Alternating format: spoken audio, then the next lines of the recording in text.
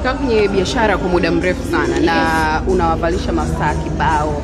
Baadhi ya watu walikuwa wanasema mastaa huwa hawalipi kabisa. Niliona Kajala na Paula walikuja kufanya shopping kwako, ukasema umetoa pesa nyingi sana. Una experience ya kutokulipwa na mastaa au sasa hivi watu wamebadilika?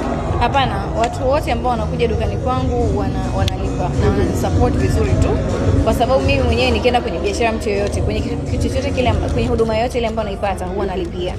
Kwa hiyo it's very hard for mtu kufikiria kwamba atapata kitu tofauti kwenye ofisi yangu. The moment that you're in my office, you gotta pay.